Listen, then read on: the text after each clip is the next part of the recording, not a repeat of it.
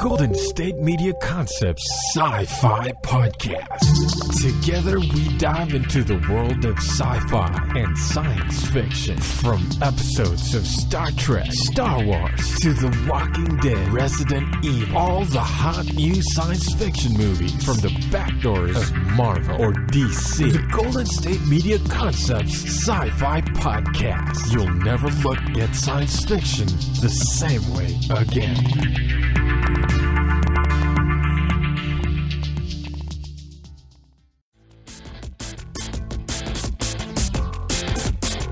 Welcome, everyone, to the Golden State Media Concepts Science Fiction Podcast. I'm your favoriteest host for life, Pauline. And I'm Shay Northrup. I just tag along. He's just here for the ride, you know. Okay, the sci-fi queen, Pauline. Sci-fi queen.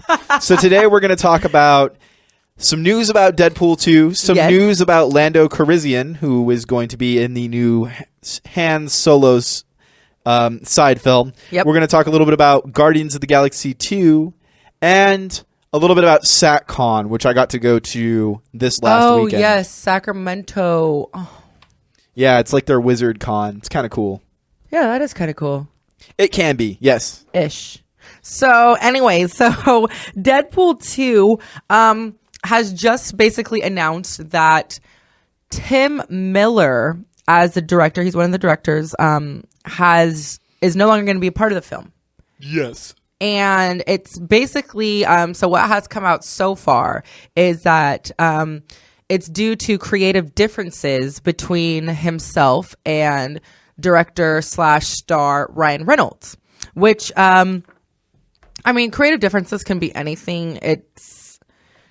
Could just be over, honestly, anything when they say creative differences. Well, one of the things that we do know is, of course, that Miller didn't really get all of the money that they needed for the first one, so they kind of did it kind of as a gift to Deadpool in a sense, and they wanted to do a little bit more stylization and to get paid for the work. And Reynolds wanted to stick to the actual raunchy style that worked so well for the first film. So they have a little bit of a difference in creativity. You know, Ryan Reynolds, of course, wants there to be a lot more raunchy jokes, a lot more, the stuff that Deadpool was popular for. And I think that Tim Miller kind of wants more of a almost like 300-esque, over-stylized type film. And he wants to get paid for it. Well, as he should, though. I mean, that's the effects company that did the first Deadpool. They did it for free. And I don't think that it's a bad idea that they want to get paid for their work. I think that's a good thing. Yeah, especially when it's such a good... it brought in a lot of money. Deadpool 2 is going to bring in a ton of money. Believe me. I didn't really care for the first one that much, but that's besides the point. It raked in a ton of money. Yeah, it did. This is going to rake in a ton of money, too. I think that they can squeeze them in, but if they're not willing to do the visual effects that the creators want, then of course it's time to split ways and find another group that's going to do it. So I really don't have a problem with that. I guess that's really it. There's going to be a new director. We'll see what the vision is. I think Tim Miller did a really good job with Deadpool in of itself. There are some things story-wise that I have a problem with in the actual Deadpool. I feel like they treat the female protagonist or his girlfriend like just a piece of meat, and I really don't like a lot of the flashback stuff. I liked all the stuff that was moving forward. I didn't really care about the flashback stuff that much. But so I guess that's that. Anything else you're going to want to say about that? Well, there hasn't, just like that was basically the gist of it, but there's not a release date yet set, so they still have a little bit more time to get all that together, and then they're both going to have the same, or Deadpool 2, will have the same writer, so basically everything is still the same such as the first one, just now Tim Miller is not a part of the project anymore. Yeah, and their writers are the same. So Rhett Reese and Paul Wernick are both going to be back to write this. So that's kind of awesome. So if you're looking forward to it, we'll let you guys know. We'll let you know. I'm definitely going to go see it in theaters. I don't hate the first one. I didn't really like it that much, but I definitely think the second one's going to be something worth checking out. I think Deadpool is a cool hero. And now people will know what to expect also. A little bit more aware, because I know that with the first one, some families were kind of shocked, which Well, it was honestly rated I wasn't R. surprised. Yeah, I mean that's what I was gonna say. They didn't I'm exactly surprised that market they were this for shocked children. because even some of like the trailers and commercials for it, I was like, okay, this is definitely like adult. Oh yeah, And some of the families that I I'm know sure that took their kids, what I was like, happened are you sure? About was this? like the kids were like, "No, it's not that bad. It's Marvel," and Right. then the parents were like, "It's probably on the kids, honestly." Yeah. So I mean, So we have got a new Lando Calrissian for the new Star Wars standalone Han Solo film. Yes. And it's someone who you might not expect. It's Donald Glover. aka Childish Gambino. He is the main head honcho for the show Atlanta. Mm-hmm. If you have not seen Atlanta, you guys need to go check that out. I think the first episode is still free on YouTube to go watch. That show is amazing. I was blown away. I was not expecting it to be that good. Donald Glover is a really good actor. I'm very impressed with his work. I think if anyone can pull off the smooth, cool, calm Lando Calrissian, it is definitely Donald Glover. Yeah, he's a really cool guy. He's really multifaceted. I really think that the guy that they got to play Han Solo is a bit of a tool. I think that he's going to suck, but I am willing to go see it just for who they got to play Lando Calrissian. I think a lot of people, it's going to bring in a different crowd too, just because. Oh, definitely. Well, and that's what Lando Calrissian originally was supposed to bring in. It was supposed to bring in that other crowd. That there's the joke in the Star Wars universe. There's only one black guy in the whole Star Wars universe, and it's Lando. Not counting the prequel films, of course. We had Mace Windu. Who was also, surprisingly, they only brought in Samuel L. Jackson to bring in a specific crowd, too. Yeah. And he didn't even, do or say anything, But really. it's kind of cool because I just think that it's cool with Donald Glover because he's trying really hard to become multifaceted. So it's really exciting for him. And Successfully so. Yeah. And he writes Atlanta as well. And then he's also does music. He's, I just think that he's going to overshadow this kid playing Han. I don't think this kid playing Han is going to do a very good job. He looks like a kid. He still looks like a kid. Donald Glover actually looks like an adult, Yeah, and I think he could do, because they're trying to do the backside story. So yeah. I think he'll be easy to make look like a kid and grow up. Because sure. Well, they're not going to be kids in this movie. They're going to be in their 20s, but that sort of thing. I think Lando. I honestly feel like Donald Glover could play a better Han Solo than this kid. To be perfectly honest. On another note, something a little bit more sad. Michael Massey has just passed away. We're not exactly sure what all is the reasoning behind it. It hasn't been released. But he was in movies like Seven, The Game, Lost Highway, Catwoman, both amazing Spider-Mans. And he's been in a ton of TV shows. The X-Files, Alias, Supernatural, The Blacklist. 24. He's been doing a lot. Now, the thing that kind of I think is a little bit insulting to this, he passed away at the age of 61, is that all of the articles talking about this are just talking about the Crow accident, the case where Brandon Lee got shot. Now, if you're not familiar with how he died, there was a prop gun that was given to him. It wasn't cleaned out after the last use, so there was a piece of shrapnel stuck in the barrel, and when they fired the blank round, it shot the shrapnel into Brandon Lee's stomach. And he actually has never been able to get over that, to be perfectly honest. I'm sure. He played Fun Boy, who pulled the trigger on the prop gun and ended up killing Brandon Lee. And he said that he said at one point that he had never seen The Crow, never planned to, and he was very traumatized and stopped acting. I can't for a while. imagine. Yeah. So that's something really sad. I think that this man has done so many better things and should be known for way more than just an accident that wasn't even his fault. So it is a shame that you are gone, sir, and hats off to you. On that note, we're going to cut it to a break. When we get back, we're going to talk about something a little bit more lighthearted. We're going to talk about Guardians of the Galaxy and our experience at Sac-Con. We'll be right back. So please stick around.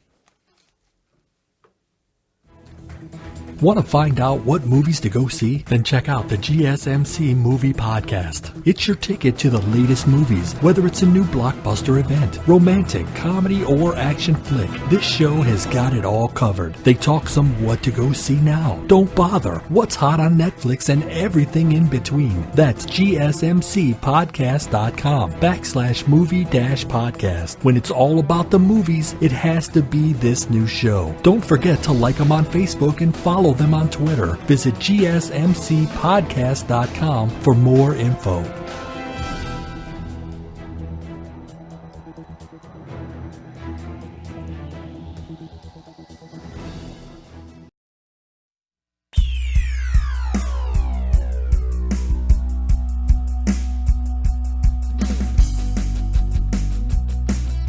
And welcome back to the Golden State Media Concept Science Fiction Podcast. I'm Shay Northrup. And I'm your favorite host, Pauline. Your favorite host, you heard it here.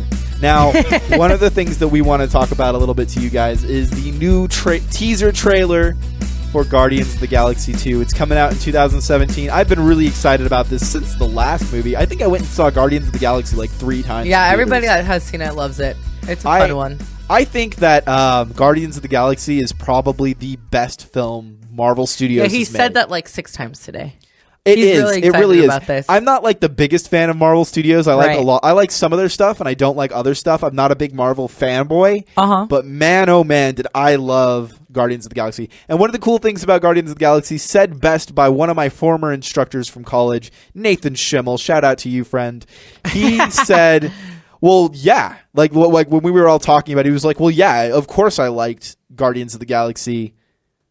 We get a movie with 2 Han Solos and no Luke Skywalker. Of course I loved Guardians of the Galaxy. Of course, he was referring to Rocket Raccoon. And, of course, Star-Lord, played by Chris Pratt. Now, Chris Pratt does an excellent job in this. I think this was actually the first thing I saw Chris Pratt in, because I didn't get into Parks and Rec until a little bit later in life. Yeah. So, actually seeing him in Parks and Rec almost kind of ruined him for me a little bit. Now, I can't really see him as the same, but I think he did a great job.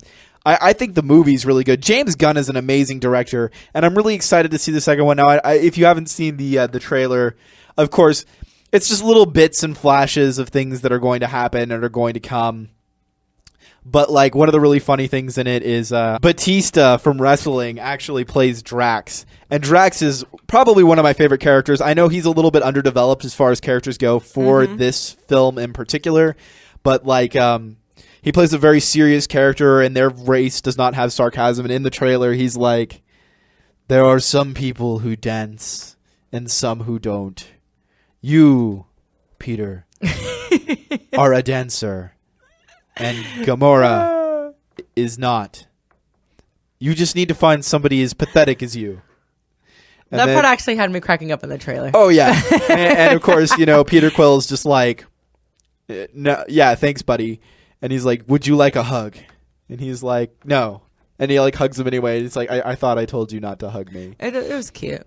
And then, of course, at the end, you see Rocket Raccoon looking through a hole that he blasted. Yeah. And he flashes a smile, and there's Baby Groot on his back.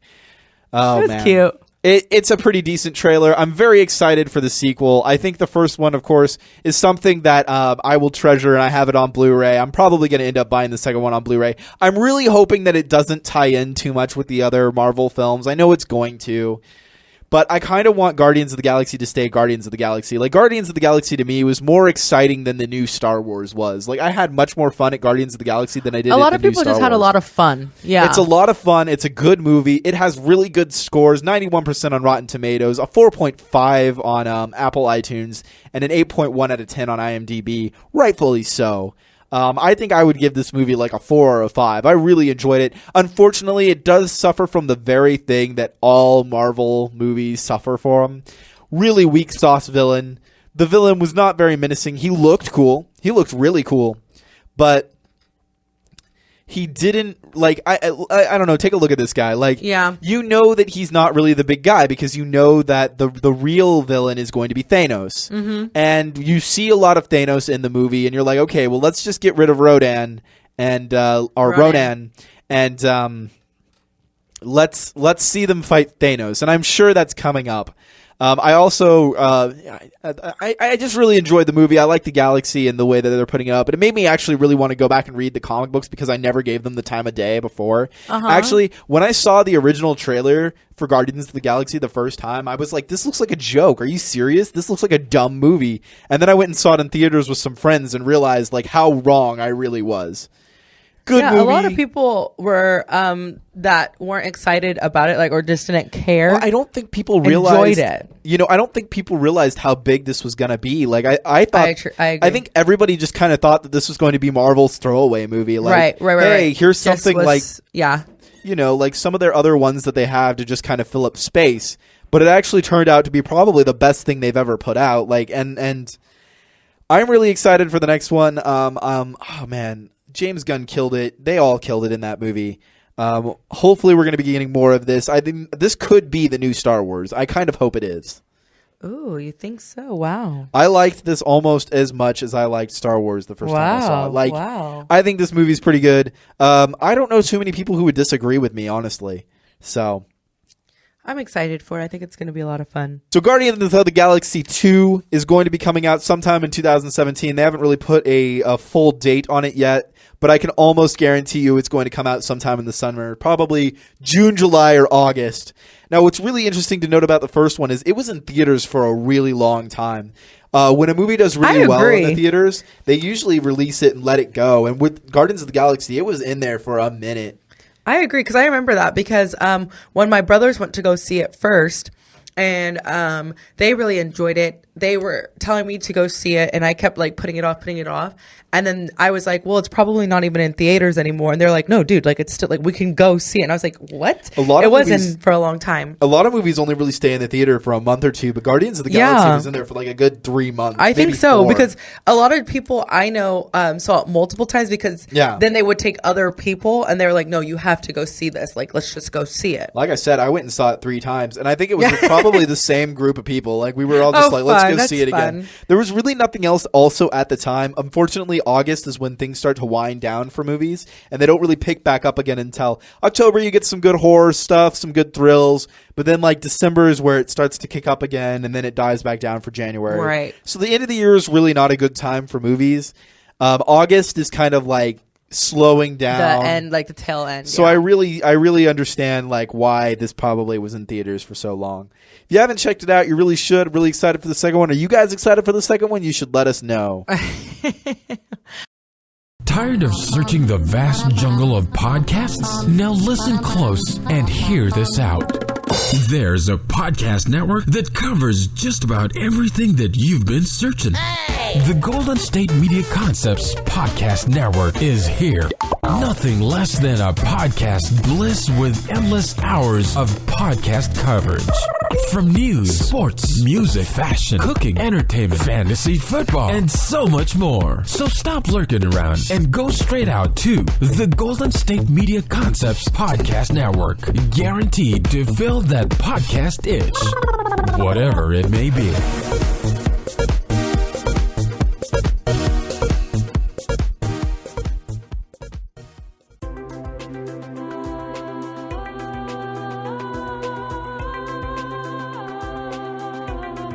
Okay. Welcome, everyone, back to the Science Fiction Podcast. I'm Shay Northrup. And, of course, you guys already know who I am. I'm Pauline. And this is episode 31. So one of the things that... Yes, 31. Yeah. That's great. Our 31st episode. 31st. Yep. That's a month's worth of podcasts right there. Every day you can listen to us. Something new. Yep. Check us out. So one of the cool things that Jordan and I... One of the cool things that Jordan and I got to do this weekend was Sacramento had their Sac-Con. Now we weren't able, we didn't go to the big ones in San Diego or New York or anything, but Sacramento has one too. Right. It was a little on the small side, but we got to go and we got to interview some of the guys from The Walking Dead, and we got to interview some of the people from. We also got to interview David Yost from Power Rangers, and we got to talk to the guys from Land of the Lost. And so I kind of wanted to talk a little bit about Land of the Lost. If you're not familiar with the show, it was a show that came out back in the early 70s. Yes. 1974 lasted to 1976.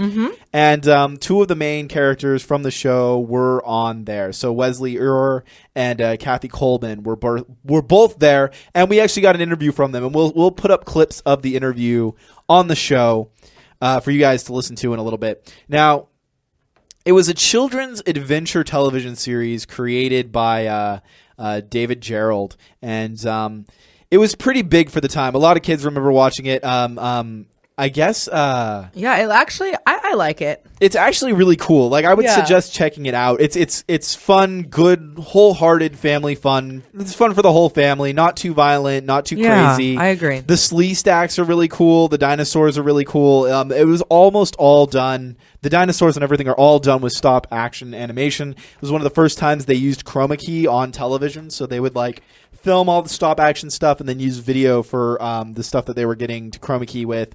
And actually, one of our co-hosts here from the television podcast, Jordan, actually, his dad has quite a story to tell about, you know, how much he liked Land of the Lost. And so we'll probably include that part in here as well.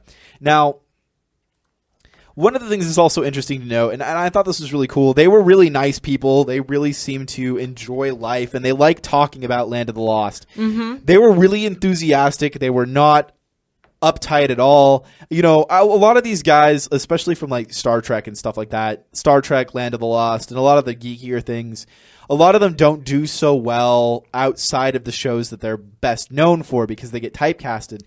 And a lot of times, a lot of these people get all of their revenue and a lot of, you know, they make it by doing conventions, which I think is really cool. Yeah. And, you know, some people can come off a little bit on the jerky side, but they definitely were very open to talking. They really seem to be having fun at these things.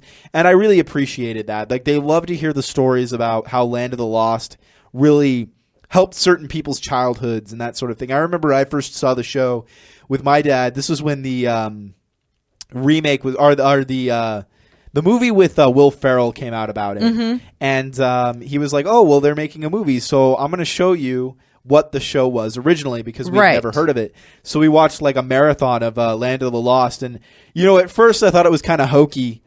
And as it went on, it started to grow on me. And I think it's one of those things that if you guys even check it out today, it is a little bit old. It's a little bit hokey, but it's good. I like it. It is good. It'll grow on you. It's not going to be 2016 effects and things because it's not 2016 effects. Exactly. Well, and I know there are some people out there who just don't like to watch old content. And I have to say that that's bad on you. Like, I agree. You're going to be missing out on a lot. I'm sorry if you can't handle old school effects and you don't have an appreciation for something, but you're going to miss out on really great storylines. You're going to miss out on some great concepts, and you're going to miss out on some great content that you wouldn't be able to get nowadays. And I think agree. Land of the Lost is a perfect example of this. And because, kind of the same idea, but like how your dad was saying, a lot of things now are remakes back. or exactly. Yeah, you should know the original. Old, exactly. So if you watch the original, then you'll know a little bit more, especially about the history, and just I think you can have a different appreciation. Or in some cases, some things you like better the original than the remakes and things. Oh, yeah, most definitely. I think one of the things that's actually really interesting about Land of the Lost in particular, the actors that were on the show absolutely hated the remake. Absolutely hated what Will Ferrell did to it, because it was supposed to be a fun kids show, and Will Ferrell, of course, they turned it into a rom-com. Like, not a rom-com. They turned it into a raunchy comedy. Right. And it had nothing to do with the show. They were very upset with it. It's not a great movie in of itself. I thought it was a little funny. But they were really upset, and they actually both had cameos in the film, and unfortunately, they were cut out of the film. And they've been apologized to that about that, and later on, like the makers of the film apologized to them for even making it. I guess there's something circling the rounds right now. There was a script for a movie that I guess David Gerald had written. One of the writers had written it, and they really want to see it get made, so it may or may not actually turn into something better in the future. I know there was a remake of the series in the 90s. I don't think it caught on as well. I don't really know much about the remake. Now, I'm going to actually go and show you guys some of the footage. We got an interview with them, so I would like for you guys to listen to it. Yeah. So did you enjoy yourself at least?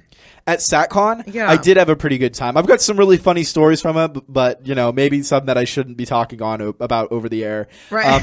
Jordan and I had a really good time. I did feel kind of bad for David Yost, the Blue Ranger, because some people were asking some very inappropriate questions. They were asking him some questions that were very awkward. Right. And I guess I understand. These events do draw out some very interesting people, and I have definitely been reaffirmed in the fact that I think furries are creepy. Yeah, a little bit. To each their own, though. You know what I mean? Their own, but if you're a furry, blessed be to you. All peace be with you. Now we're gonna listen to some of these interviews. And then my parents, I walked out whenever you guys were talking, just because I was so excited to tell them. I think I woke my dad up and he said, "You did." Nice. Oh. Nice. Well, and I asked him, "Is there anything that you want me to tell them?" When I'm asking them anything, and he said, "Just tell them I really love their show. As a kid, it was my favorite show."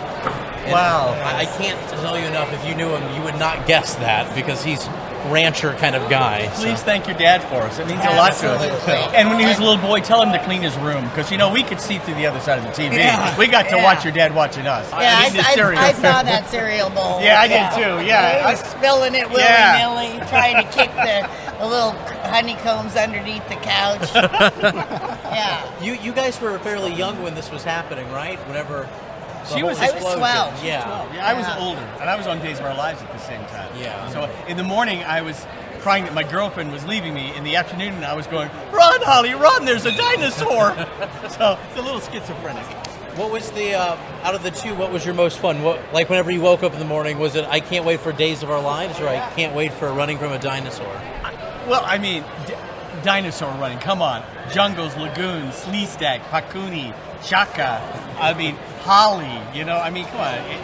It was extraordinary for a kid to have that kind of experience. We got to play in a jungle. We got to swim in lagoons. We had a lot of people that came onto the set to visit it because it was such an extraordinary set that people would that were working on the lot would come and visit us. So my mother ran into Elton John. We had Charles, Sylvester Stallone, bunches, everybody. What was your guys' favorite episode to work on? Mine was the one in this picture. I've got to meet my future self. It's called Elsewhere. It was written by the famous writer D.C. Fontana, one of the Star Trek writers. Whenever you're going through these circuits, what's your favorite question to be asked? Like the one that you're really excited for the answer. It saves me the legwork. Well, the one we hate is, did you like the movie with Will Ferrell?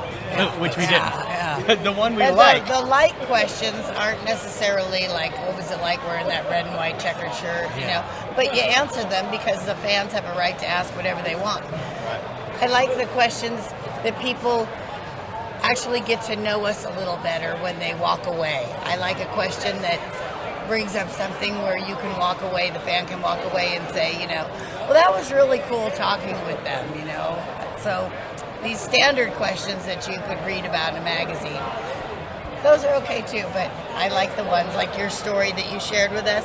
You can walk away and we can stay here and feel like we actually exchanged. Yeah, no, I definitely feel that. Yeah, no, so whatever I just said, I meant. And the truth is, just to be asked any question, please. It feels really good because, in fact, that means that people are still interested in our show, and it means a great deal to us that people still are connected to the show after all these years. And what's amazing is we have a whole new crop of kids watching because it's on MeTV, it's on YouTube, it's on DVD, and there's a whole new generations. We have little kids now come up to the table and can name every character on these photos. Unbelievable. It's amazing. What a great legacy to be a part of, yeah. It is. It's crazy. Were you guys thinking about doing anything else as far as acting goes or any kind of projects? I worked on something 4 months ago, and I don't know yet. My work is done on it. It's an independent film. I don't know whether it's going to be going to the small screen or the big screen yet. They're just shopping it around right now. I got a new movie coming out with Ali Sheedy. I played the police chief in a bunch of teenage boys go out with a gun and accidentally kill one of them and try to hide it, and things go terribly wrong. Wow. Is there a title for that? It's called Sins of Our Youth. Sins of Our Youth. We'll pass it along. Yeah, take a look. Yeah, I think I've actually heard of that. yeah. Really? Yeah. But Dragon Tales, I created Dragon Tales on PBS. Ran for 10 years. Big hit, produced by Sesame Street and Sony Pictures, and you know we do lots of we have lots of fun. Kathy's got a book coming out, a new book called Run Holly Run, which oh my God, comes out next year. the stories will knock your socks off. This is this will shock you. Her life will shock you. I can't wait to check out all of these things. It sounds like a lot of fun. I'm getting excited just hearing about it. I'm glad that you guys are still, going along with the work and doing the stories. I mean, this has been such a great time being a part of it, being able to see it, and it just kind of blew me away when I saw that Land of the Lost was still coming out, that we're still getting to see the convention. It's, does it ever amaze you guys? Wow, just the legacy that was built here? Absolutely. Yeah. We are as honored and shocked every time people show up and want an autograph and talk to us. I mean, it's crazy. And it isn't just those questions, like I was saying, the ones that are kind of common. We will have somebody do something like what you did today and just really bring it, Yeah. After all these years, it still feels just as good to be a part of it. Yeah. Like your dad. I mean, Bring it the to us. fact that it touched your dad, it affected his life, and he was. And I have one more question. Okay, go ahead. If that's okay. You mentioned a little bit how in high school they would call you out and kind of say things. How long did that last, and what was the extent? It was of mostly junior high. I lived in a town where I was the only person that was on television. I was the only celebrity in the town. And so it was just, they just didn't know any better, you know? And so some people would call that they were jealous. That's kind of a harsh word. It really was. They were young. They'd never had to deal with anything like that. So their first knee-jerk reaction was to hate on it. Yeah. They couldn't get behind it because they had nothing in their life that looked like what my life was like. So it was just best for them to just hate on it. And that's why I say they just didn't know any better. And it doesn't take away from the fact that it was hard on me because here I was just doing a job, Yeah. And so anyway, that was I don't want to take pretty. too much of your time. Do you guys have anything to say about to the fans or? Yeah, we do. So Will and Holly on a routine expedition met the greatest earthquake ever known. High on the rapids, it struck their tiny raft.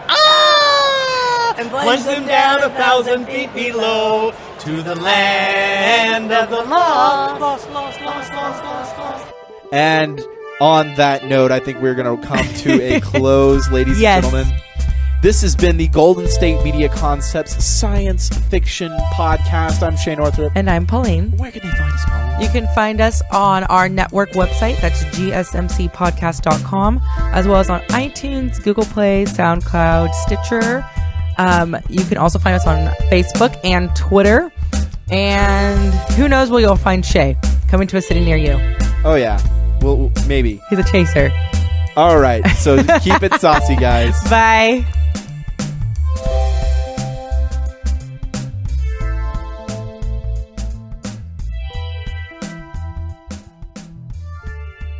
You've been listening to the Golden State Media Concepts Sci-Fi Podcast, part of the Golden State Media Concepts Podcast Network. You can find this show and others like it at www.gsmcpodcast.com. Download our podcast on iTunes, Stitcher, SoundCloud, and Google Play. Just type in GSMC to find all the shows from the Golden State Media Concepts Podcast Network, from movies to music, from sports to entertainment, and even weird news. You can also follow us on Twitter and on Facebook.